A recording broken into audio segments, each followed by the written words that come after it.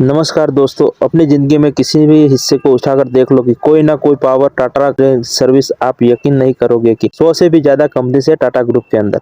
तो कोई हैरानी की बात नहीं है कि टाटा आज दिन one of the most famous, most successful company में से है। लेकिन क्या आप जानते हो यह कंपनी रातों रात इतनी बड़ी नहीं बन गई है। 200 साल लगे हैं। सही सुना आपने, 200 साल में आज तक। इस वीडियो में दोस्तों मैं आपको बताता हूँ। आइए दोस्तों जानते हैं कि इंडिया की सबसे पुरानी बिजनेस फैमिली की दिलचस्प कहानी। यह है रतन टाटा की। 1922 में आज से एग्जैक्टली 200 साल पहले गुजरात के एक गांव में पारसी पृष्ठ के घर में एक लड़के का जन्म होता है। नसरवांजी टाटा बचपन से ही बड़े स्टेटस रहे थे। बेचैनी थी इनके कुछ बड़ा करने की। कहा जाता है कि अपने गाँव से एकलौता ऐसा आदमी था जिसने स्ट्रांग फील करते थे कि अपने गाँव से बाहर निकल कर कुछ करना है।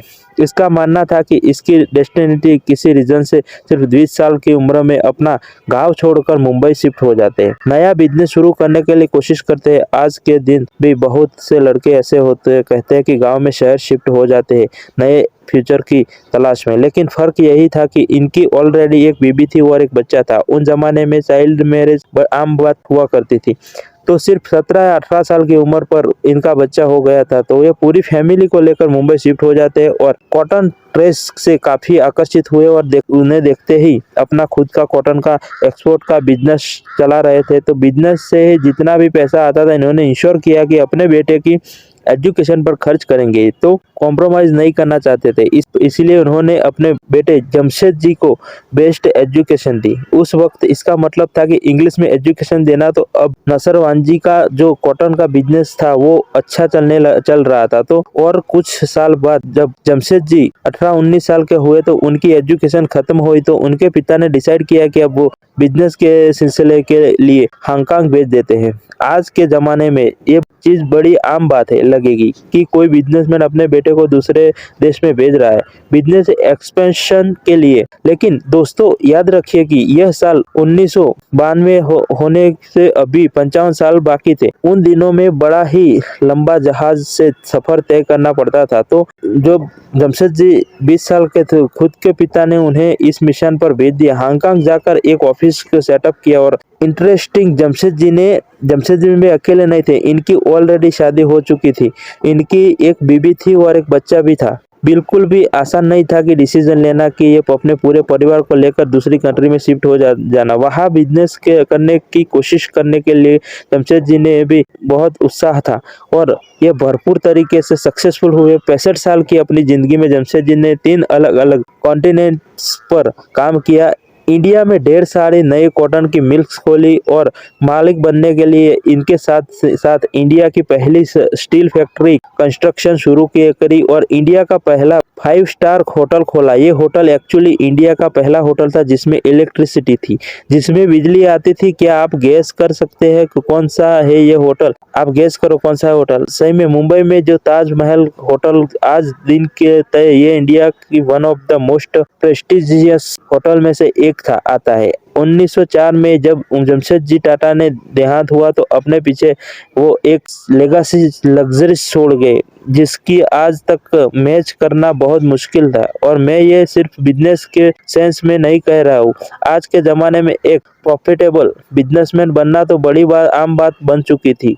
ढेरों अपने बिजनेस में ऐसे लगेंगे कि जो पैसे के लिए काम करते हैं। लेकिन जमशेद जी ने एक शानदार लेगेसी बनाई कि प्रिंसिपल्स और एथिक्स की भी कुछ एग्जाम्पल्स से समझाता हूँ। साल 1874 में जमशेद जी ने अपनी पहली कॉटन मिल्क फैक्ट्री खोली नागपुर में। ये इनका पहला एक्सपीरियंस था कि कॉटन के ट्रेस के लिए बिजनेस से हटकर कॉटन प्रोडक्शन के लिए बिजनेस में आने का। तो जब भी आप कोई नया बिजनेस करने की प्रॉब्लम अनकाउंट करते हैं तो उन्होंने देखा कि इनके नागलपुर की जो कॉटन मिल के जो मजदूर थे वो छोटे छोटे काम के बहाने देकर एक्सपेक्ट हो जाते थे, जिनमें काम करते ही नहीं थे आएंगे। और कोई भी ऐसा एक दिन नहीं हुआ कि जहां पर 100% अटेंडेंस देखने को मिली। तो सारे मजदूर की, सारे वर्कर्स की जो मिल में काम कर रहे थे। तो आमतौर पर कोई बॉस क्या करता है कि ऐसी सिचुएशन पे अपने वर्कर्स को धमकाता है और डांट देता है। लेकिन इन्होंने इनका बिल्कुल उल्टा ही किया। उन्होंने देखा कि कोई तो रीजन होगा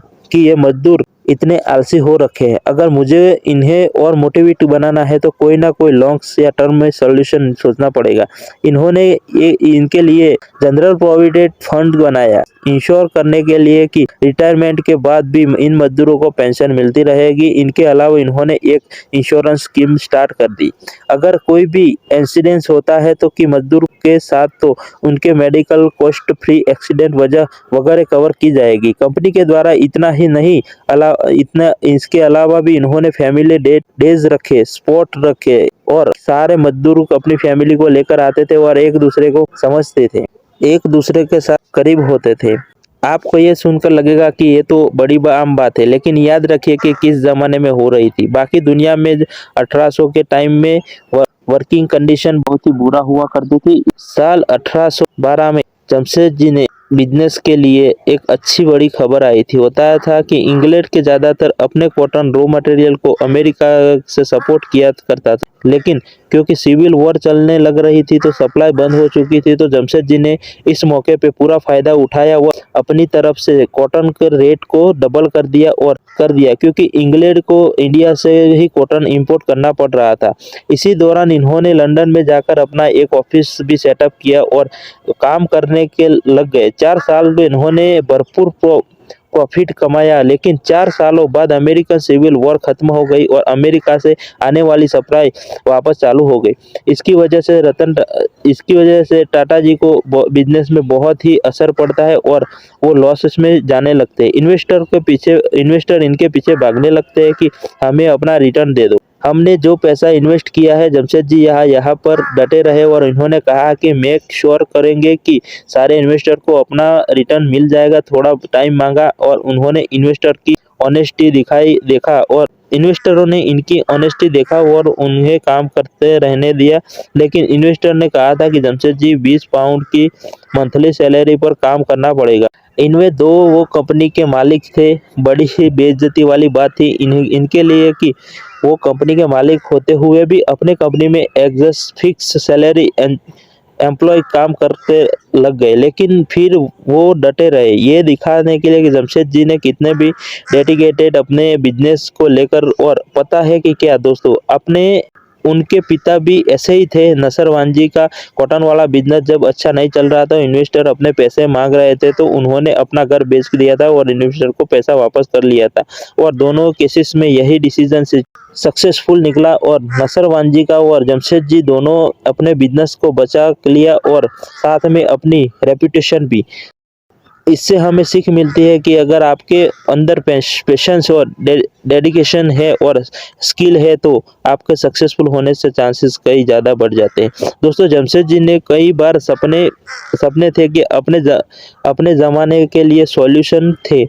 एक हाइड्रोलिक पावर प्लांट खोलना, इंडिया के लिए एक वर्ल्ड क्लास एजुकेशन इंस्टीट्यूट एब्लिश करना, एक स्टील प्लाजा खोलना, एक 5 स्टार होटल बनाना जहाँ पर किसी भी रंग या लोग जा सकते हैं। ज़माने में रेसिज्म बहुत ही बड़ा था। इनकी लाइफ टाइम में वो सिर्फ एक होटल खोल पाए, लेकिन इनके ये जो बाकी 3 ड्रीम्स प्रोजेक्ट थे इन पर काम शुरू हो चुका था। इन्होंने देहांत से पहले बाद में ये उनके बेटे को दे दी, जो रतन जी टाटा, जिन्होंने इंश्योर किया था कि इनकी बाकी 3 सपने को मैं हकीकत में बनाएंगे। और 1910 तक टाटा जी का स्टील प्लांट तैयार हो चुका था और स्टील एक्शन शुरू हो चुकी थी। इसी टाइम में अराउंड वर्ल्ड वॉर शुरू हो जाती है और ब्रिटिश एम्पायर को सख्त जरूरत पड़ती है कि स्टील की ऐसे में टाटा स्टील देश का सबसे बड़ा स्टील सप्लायर बन जाता है। टाटा स्टील का इस्तेमाल किया जाता है कि ब्रिटिश टैंक को बनाने के लिए, हथियार बनाने के लिए और रेलवे ट्रैक को बिछाने के लिए। इन्वेस्टर ने इनफैक्ट एक बड़ी फेमस स्टेटमेंट है यहाँ पर हो रही कि ब्रिटिश पॉलिटिशियन के द्वारा कही गई थी कि वर्ल्ड वॉर में जो इन्होंने था कि टाटा स्टील ने हमें बचा लिया। उनकी स्टील की क्वालिटी इतनी अच्छी थी कि जब भी बम गिरते या टैंक पर, वो इन टैंक को पेनिट्रेट नहीं कर पाते थे। तो और इनके बाद टाटा जी स्टील के नाम का और भी ज़्यादा पॉपुलर बन